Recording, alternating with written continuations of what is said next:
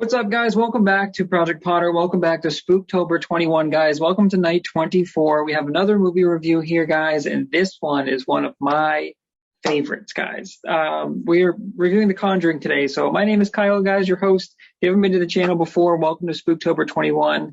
We are going through and bringing you spooky content every single night of October. Also, we have Socktober going on, so don't confuse those. Those are two very different series, but go check that out, guys, for the Red Sox playoff run that's going on right now.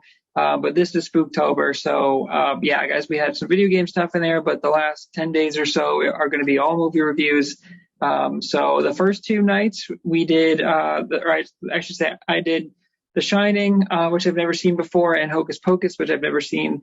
So my thoughts are up on those. Go check those out, guys. But tonight, guys, we are doing The Conjuring. I have seen this movie before, but I think I've only seen it once, and it came out in 2013, which I feel very old now because I remember seeing that in theaters and being like, wow, this is great. I don't think I've seen it since then. So it's been almost 10 years since I've seen this movie, and it absolutely holds up. So just like our other reviews, guys, we're going to do a quick recap. We're going to do best scenes, probably worst scenes, favorite character, worst character, and a score out of 10. So yeah, appreciate you guys stopping by. If you do like the content, please consider liking, commenting, subscribing. But these are always going to be pretty quick now, just because I'm trying to get most of my content to be quick. Also, I'm just kind of going off of memory. I just finished watching the movie maybe 5 minutes ago. So yeah, appreciate you guys. And here we go. So this movie, guys, centers around a couple of different, well, it's really one family, and then the two, they call them like demonologists, or like almost like the ghosts, not the Ghostbusters, but like the people that are coming in that kind of help deal with the spirits, Ed and Lorraine Warren. And so the Perron family, or the Perron, their family with Ron Livingston from Office Space. And he looks a lot like Kyle Chandler. So I was like looking at it and I was like, is that Kyle Chandler? I was like, no. But I was like, where do I know that guy from? And then Ron Livingston came up and I was like, oh, it's the Office Space guy. There's no Stabler dude in this movie, although that would have been pretty hilarious if they put him in there. This movie follows the Perron family, who they move into this house behind me here. And obviously from the picture, you can see that someone was hung from the tree. This is the second movie in a row now we've dealt with a hanging when they did Hocus Pocus. And this one is much more serious, though. And so this family moves in. They didn't do any research on like who lived there. And honestly, I don't blame them, because who actually does that? They move in there. They're putting up the pictures. They're like a nice little family. It's the husband, Roger, and then the wife, Carolyn, sorry. So Carolyn and Roger, and then their daughters. They have all daughters, and they move in there. They're a cute little family. We get these scenes where they play hide and go seek, and their whole thing with hide and go seek, which is kind of cheating in my opinion, is they do like the clap. So she goes first clap, and they clap twice. And this is a nice mechanic, and then it turns out to be horrifying. And we'll get into that in just a bit, but they're playing hide and go seek. They're doing some bird box there with the blindfolds. They start playing hide and go seek with the blindfold like early on. They're bumping into boxes and shit, and they're like, dude, you don't know the house well enough, someone's gonna get hurt. And I was like, yeah, this is an awful idea. Just haunting or no haunting aside, dude, you shouldn't be blindfolded in a new house walking around, like, especially because they have stairs and a balcony and stuff, and it's just like, nah. But they're playing hide and seek and things like that. They're moving in, and then very quickly they find out that there's like some knocks, or there's some bumps, and there's some really tense scenes where they're going around trying to figure out what's causing it. And they're like, oh, maybe it's a draft or whatever, and then things just start escalating. So they don't know what's going on, but we guys, all of the scenes in the whole movie is so good. It's so tense throughout most of the film, with a couple of very expertly sprinkled in comedic reliefs there, but for the most part, it is really tense. And the scenes this movie doesn't really do many jump scares, but it does a lot of like, your heart is in your throat and there's tension there. It's so good. So I'm trying not to jump to favorite scenes. I guess I'll kind of finish this quick recap. But basically, guys, eventually this family is just going through all this suffering, and they find like they have all these things where like, one of the daughters is banging her head against the dresser that's there. We have, noises being heard. We have ghosts are people being seen in the background. Their dog dies, sadly, the first day that they're there, and the like birds are running into the window. It's very obvious that this house is haunted and that they're going through some stuff. And they, at first, like the first night, they kind of like, whatever, it's nothing. And then things get bad really fast, and they're like, okay, we can't do this. So they hear about Ed and Lorraine, and it's really cool because we cut between kind of the family and then Ed and Lorraine, who are teaching like at a university. I think it's shit. They say the name of it. I'll edit it in here because I forget, but I think it's like sort of in the area. They're in. Oh, sorry, I should know. I'm in New England, and I should have said that before. The house, I believe, is in part of Rhode Island, and then the university that they teach at is in Connecticut. So it's close, but it's obviously not like right down the road. So we get into that at the end of the movie. But basically, it gets so bad that they like obviously hear about these people, these demonologists, Ed and Lorraine. But it's 1971, so there's not like cell phones or anything. So Lorraine, her name's Carolyn, right? Yeah. Carolyn goes eventually to see one of their classes, and she sits in there, and then they're like going through old cases, and they're like showing footage, and they're like, oh, this is what happens. And they go through the 3 steps where they say like infestation, oppression, possession. And it's really, really interesting, and it's really awesome. And I just love Patrick Wilson as Ed, and what's her name? Vera Farmiga as Lorraine.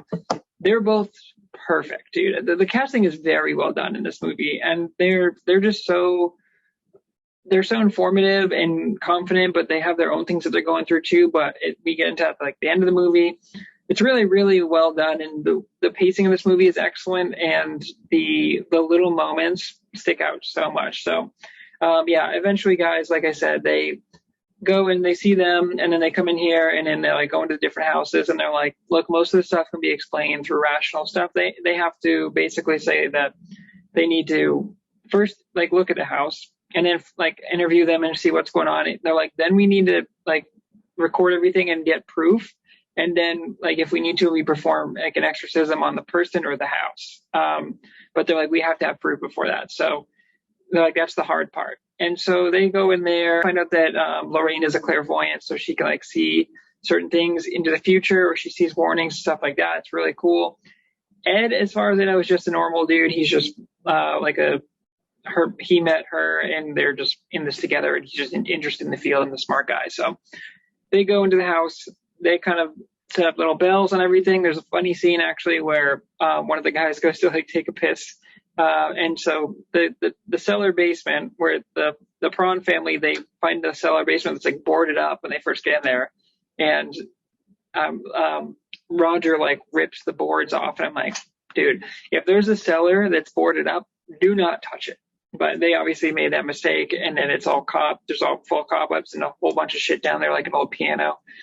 And the guy goes to take a piss one time because the door opens on its own, and everyone's like, oh shit.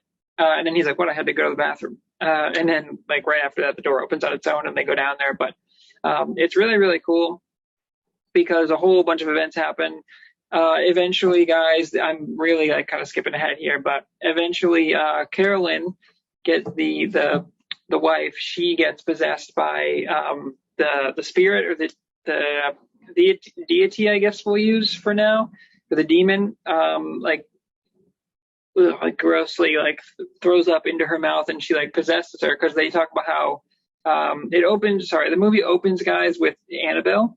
And then I was thinking, like, I know there's Annabelle movies, and I was like, I think The Conjuring is the first one, but I was like, did Annabelle come first? But I was confused on that, but I think this is the original. And they talk about how it's really cool because they talk about there's a creepy. Sorry, I don't want to forget this part. So again, I'm kind of rambling here, guys. But if you guys have seen a Project Potter review, you'll know that I try to go in order, but then I always just remember something really awesome like halfway through my explanation, and then I have to backtrack. So that's what we're doing now. The opening of this movie is really awesome because it literally opens up on Annabelle's face, the doll, the creepiest fucking doll you could ever see in your life. It opens up on Annabelle, and then there's 2 women there. There's like a blonde girl and I think a brunette girl.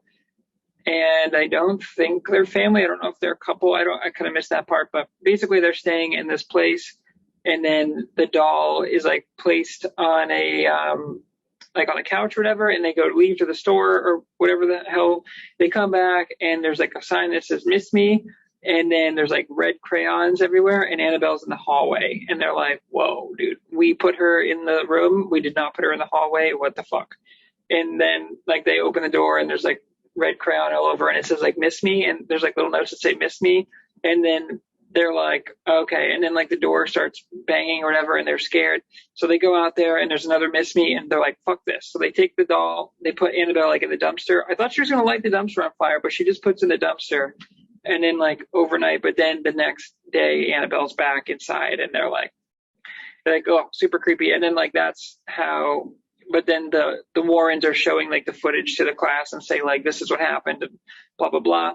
But they talked about how, my whole point is that they talked about how Annabelle was never possessed. She was just a vessel because, I think that's like their first case where they're talking to the people and they're like, Annabelle wanted to get to you, or like the demon used Annabelle to get closer so the demon could go into you, into like the blonde girl or whatever. And she's like, oh, so that's like kind of the whole thing. So toward the end of the movie here, guys, when Carolyn gets possessed, the demon is using Carolyn as a vessel to, well, maybe just to get into Carolyn. But there's a whole thing where they learn about the past. There's a scene where I don't love how quickly they found it out, but they find out like everything at once, where they're like, okay, so the tree out there, this was like one of the women accused of being a witch or whatever. I think she drowned her son, but she ends up hanging herself right there because Lorraine says that like she screamed out like,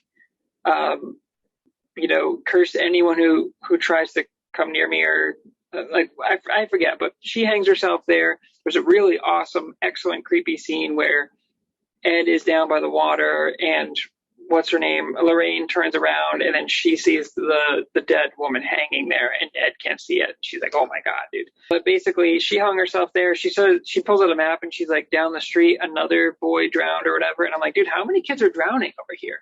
And then like someone committed suicide. So everyone's like drowning either themselves or their kids and then committing suicide. And I'm like, I don't know what's going on here, but it's presumably like, I want to say Salem witch trials, but I mean, I guess it's kind of related. Anyway, I'm kind of rambling. I don't want to misspeak. But there's that happened. And then there was a woman in the house who killed her son and then killed herself. And so that is the demon that possesses Carolyn at the end. And because Carolyn goes to like kill Judith. Not Judith, sorry. Judith is there. Judith is the Warren's kid. Sorry, I'm getting these confused.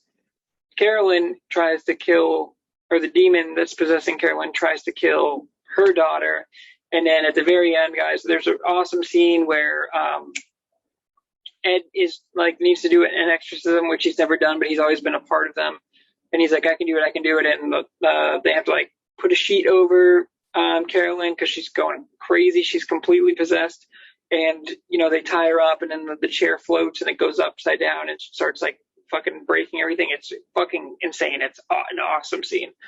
And they eventually at the very end get her back because he says like, there's an awesome line that Ed says where he says like, I banish you back to hell or whatever. It's really awesome. And I probably just butchered it, but he can't complete the exorcism until Lorraine puts her hand on her head, like through the floor or through the ceiling, actually through the floor.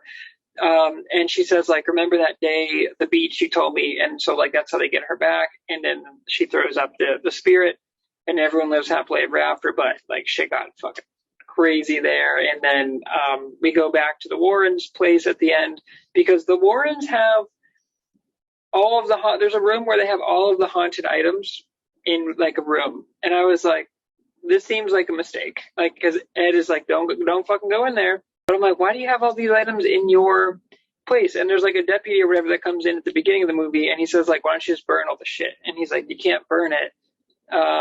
Because I forget, he says like, it's still haunted or whatever. Oh, sorry. He says it's better to keep the genie in the bottle sometimes. So basically he's like, the spirits or the evil demons are in these artifacts, and he's like, if we burn them, it's gonna like release them. So he's like, basically they're trapped. It's like Jafar in Aladdin, dude, where it's like they put him in the fucking lamp, and it's like you don't want to release that because he's trapped in there, and he's like, we're safe because he's stuck in there. Same thing with all these artifacts. He's like, don't ever touch it. Except the Annabelle doll at the end of the movie comes out, and there's a really creepy scene where Judith gets locked in a room, and then there's like a woman sitting there, and the dude, Annabelle slowly turns and looks at her, and she's like, oh my God. And she's like, she was sitting there with Annabelle, and then Ed goes to check on the room, and he's like, she's still in the locked cabinet, but obviously some shit happened. So, yeah, that's kind of a long-winded recap, guys. But it's, yeah, what a movie.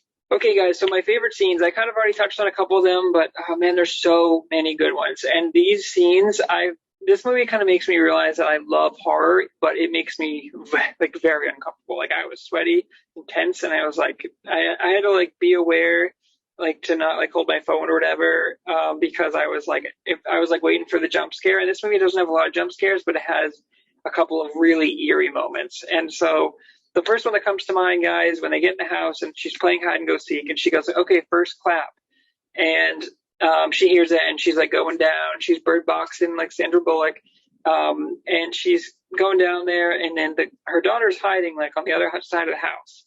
But the demon is clapping her towards the room with the dresser that's there. And she goes in there, and she's like, okay, second clap. And she hears it, and then she's like, I'm going to get you. And she's like over by the bed, and in the camera, like we see the dresser open itself. And then, she goes in there, the dresser opens itself, and then she goes, okay, second clap. And then you see the fucking creepiest hands. There's all closed in there. You see the hands come out and double clap. And I was like, oh, I don't like that. I do not like that. And then she's like, I'm going to get you. And she's like excited because she knows that like her daughter is right there. She goes in there and she reaches, and then she's like, I don't find anything. And then I think her daughter gives up, and she's like, oh, you weren't even close. I was on the other side of the house. And the mom, Carolyn, is like, what? She's like, no, you just clapped right here. And she's like, no, I was hiding in the other room. She's like, oh shit. And that's when you know some shit is up. Also, one of the daughters is sleepwalking, and which apparently she has been doing before. So I'm like, okay, that makes sense. But now when she gets up, she sleepwalks, she fucking bangs her head on that same dresser. And they're like, what is she doing? And they're like, well, the doctor told us like not to wake her up when you're doing that. And as far as I know, I've never sleepwalked, but I've seen videos. Sleepwalking is weird to me because I think it's real, but there's also times where like, I don't know, it could easily be faked. But anyway, she's sleepwalking, and she's like hitting her head against the cabinet, and like Roger comes in, the father, and he puts his hand there, and she's still like going forward with her head. And he's like, oh, Jesus. So like you can tell she's just going, like she's not aware. And they put her back to bed, but the girls keep getting like pulled on by their leg, and then like stop pulling on my leg. And the girl's in the other bed, and she's like, what are you talking about? I'm not doing anything. And so this is the demon messing with them. There is one scene where one of the girls wakes up, and then they go into that room, or maybe it's Carolyn. No, it's one of the girls, I think. She goes in there alone, and then she looks up or whatever. She goes into the dresser, and then the demon. This is the first time we see like the demon like woman. She's on top, and she fucking jumps at it. Oh, it's terrifying. Another great scene, guys, is when let's see.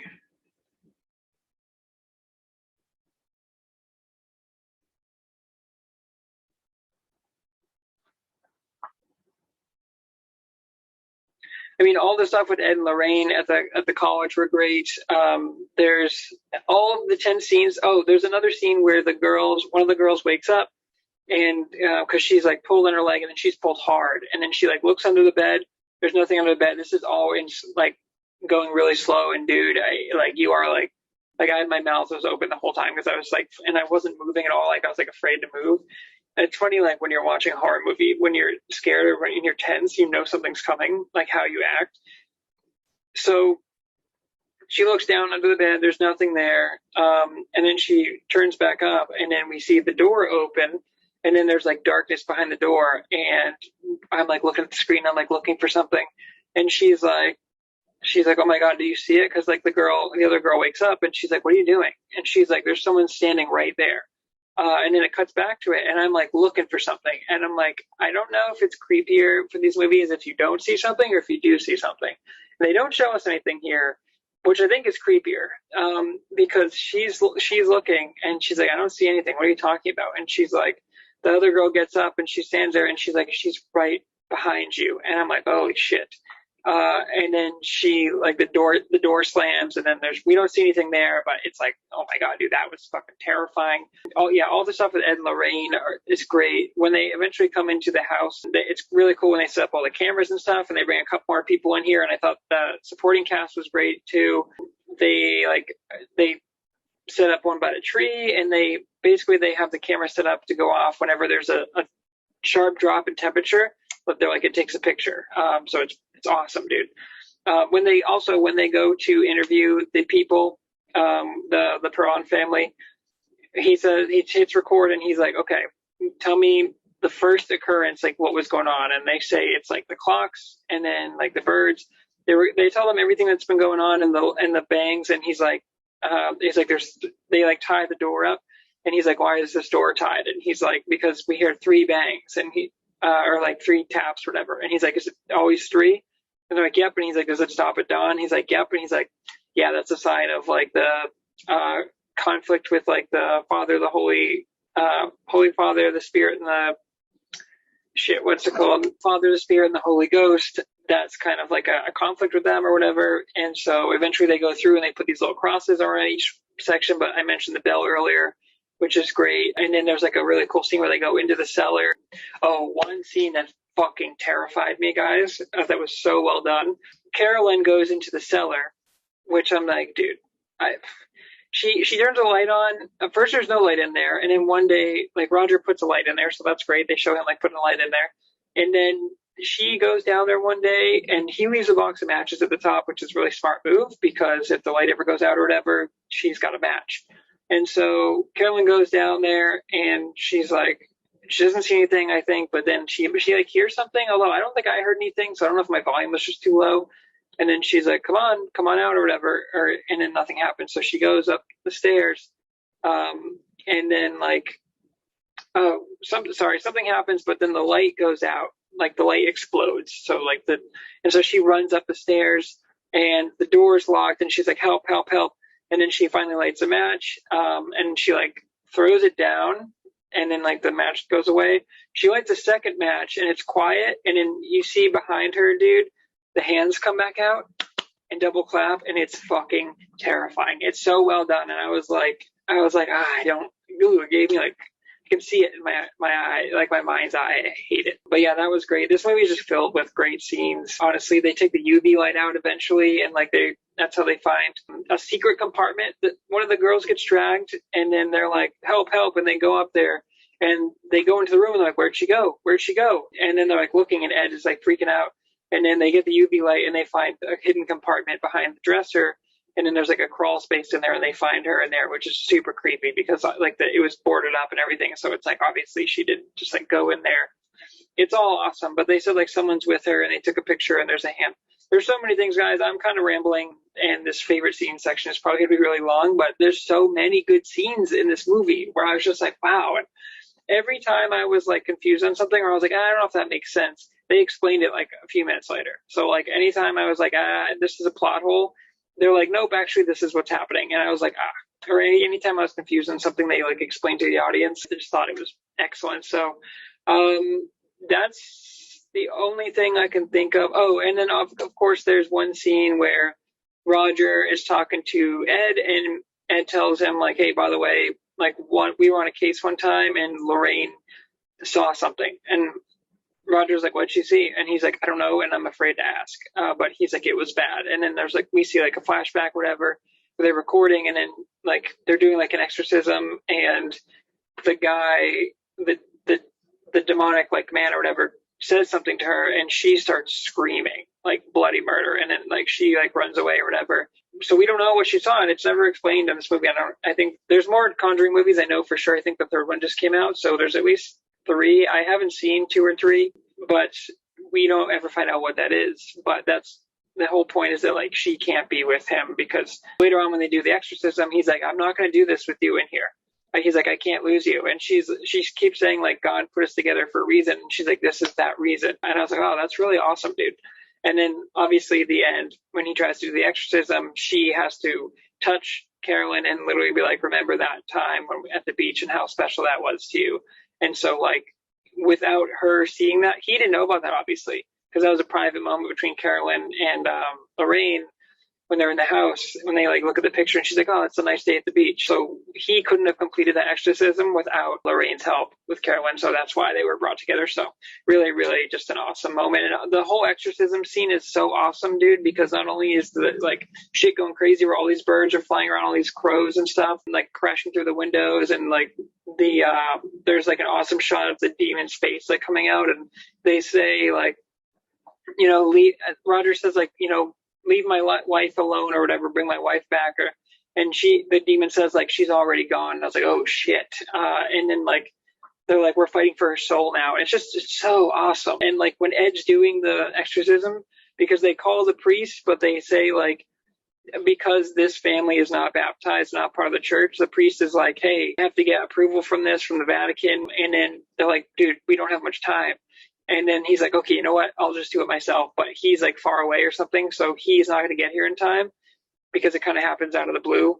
And then, so Ed is like, I have to do it or she's gone. Because they try to bring her to the priest. And when they go to leave the house, she gets like these marks on her, like these insane burn marks. And they're like, the demon won't let her leave. If we try and leave, the witch will kill her. And I was like, oh shit. So that's really cool. And so Ed's like, I have to do it. But when he's doing it, he's like afraid, like shit starts going off, and you can see it's really good acting because he's like, he gets scared when he's doing stuff, but he's kind of stumbling over the words a little bit, but he keeps going with it. So, okay. Yeah. I'm sorry guys. That was very, very long kind of extension of the recap there, but those are just some of, I'm sure there's a few more too that I can't think of right now, but those are just some of my favorite scenes in this excellent movie. For worst scenes, guys, honestly, I don't have any. I was thinking when I was watching this movie, there was a couple scenes where I was like, this could be maybe a scene that doesn't make sense or one of my worst scenes. And then, like I said, a few minutes later, they'd explain it, or there's a plot hole and they fix that plot hole or explain to the audience what was going on. So there are no bad scenes or no scenes I did not like in this movie. I think this is such a perfectly paced movie and so good and so engaging the whole time. It's an hour and 50 minutes, I think, and you're like hooked on the edge of your seat the whole time. So yeah, I don't have any, honestly speaking, I don't have any bad scenes for this one. Okay, guys, my favorite character.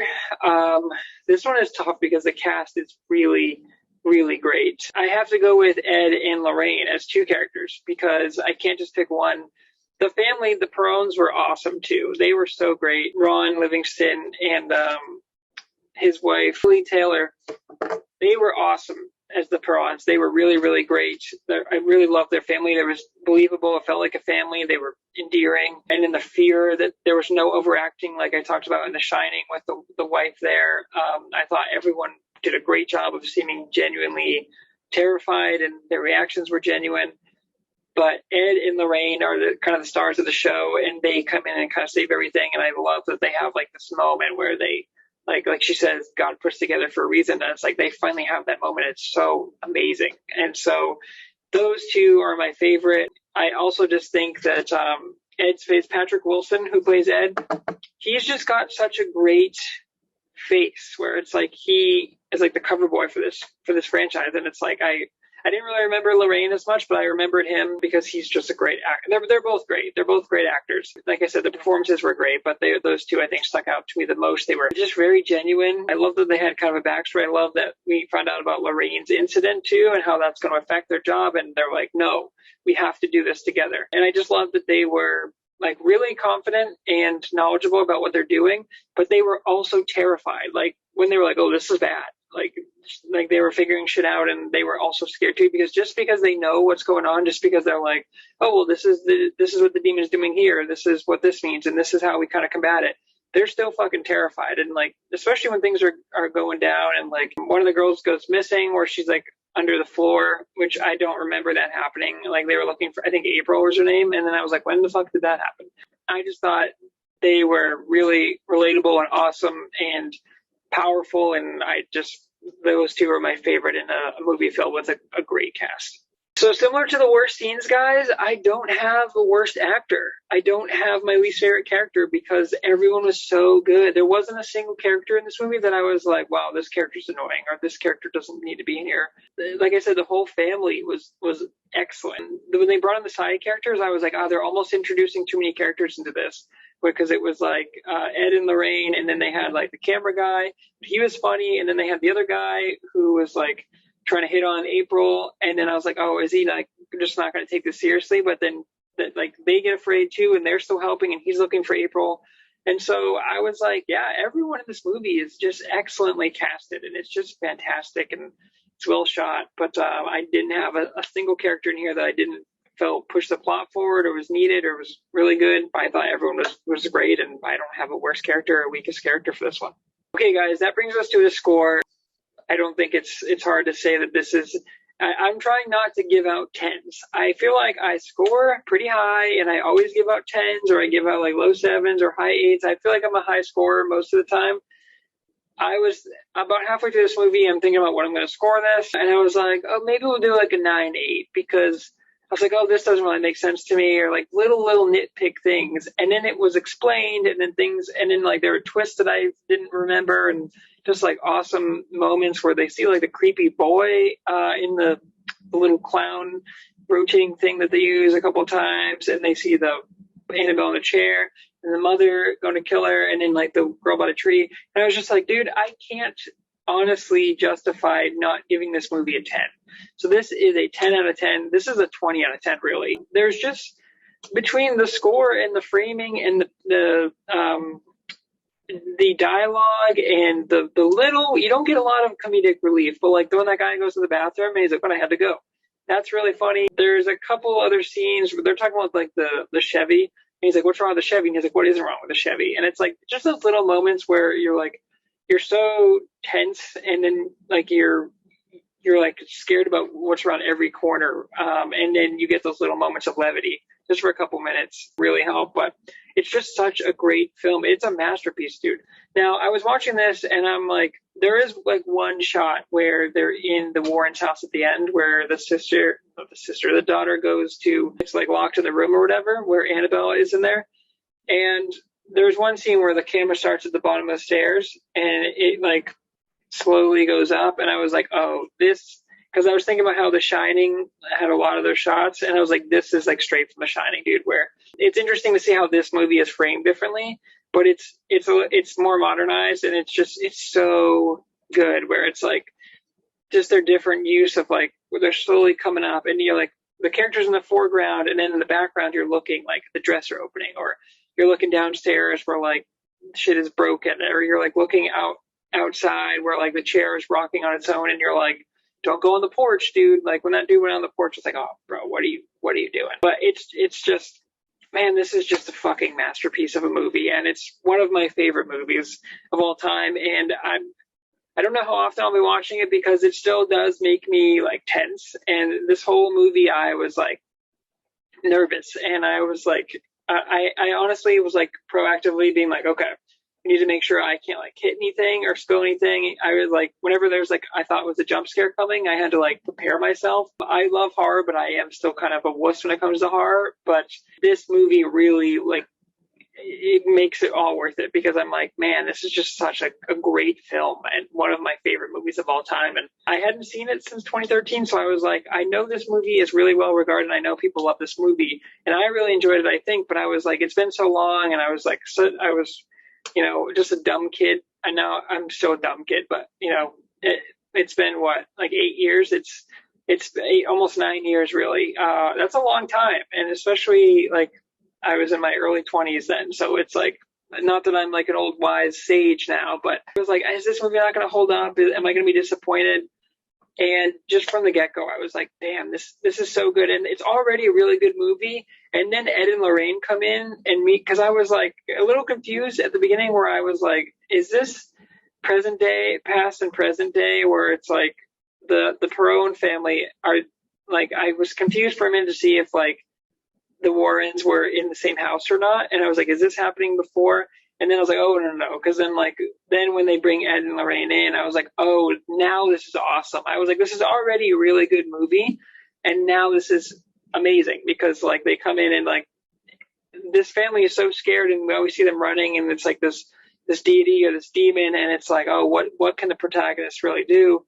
For them to come in and like, I felt like when Ed and Lorraine started explaining things and saying like, this is what happens and this is what we do to combat it, I felt relieved where I was like, oh, okay. Like, you know, we're like the door's opening and he's like, oh, don't worry. He's like, this is what happens when this happens. And now we have a bell here. So, you know, and I was like, oh, so it's not a creepy door opening anymore. It's like, they know how to combat this shit. And then like, just the fact that they're going down in like the cellar, he's like, okay, 9:15, we're going down because the door opened on its own. And they go down there and it's like, you feel like you're in safe hands now, even though you know some shit's going to go crazy because you have knowledgeable professionals that are coming in here. So as I think that was just great storytelling. And yeah, I think we're still on the score portion here, guys, but this is definitely not going to be one of my shorter reviews for good reason, but yeah, this is a 10 out of 10 for sure.